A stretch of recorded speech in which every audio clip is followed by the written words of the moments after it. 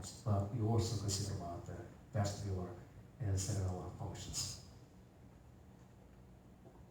Yeah, there is an eyeball movements. When the thunderstorms are hit, our eyeballs automatically, very quickly to that side. 그러니까 막 천둥번개가 치면은 우리 눈이 빠르게 그쪽으로 이동하죠. When thunderstorms, our eyeball very quickly move that way. So it initiated opposite side of our brain here. Opposite, if the left side, the thunderstorm hit the left side. Our right side of the brain is activated, initiated, okay? And then the order goes down and goes into the pons. And at the same time it goes down goes up via MLF, that's medial longitudinal fascicles, you have to remember that, any specific names of it. And then it goes to the cranial 3, is located in the midbrain.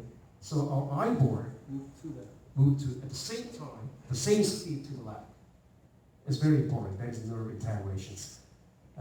So it means that we can stimulate properly our brain here. How we can do that? Huh?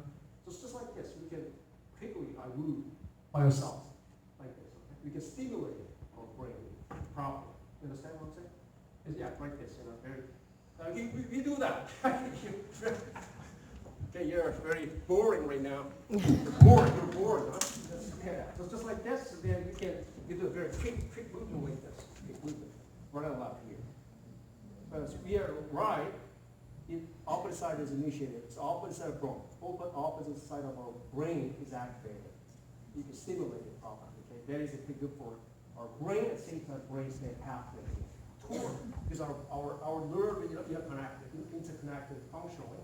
So we're doing the quick eyeball movements. It affect the opposite side, both sides of our brain, and also at the same time, with the effect of brain stem neural pathway.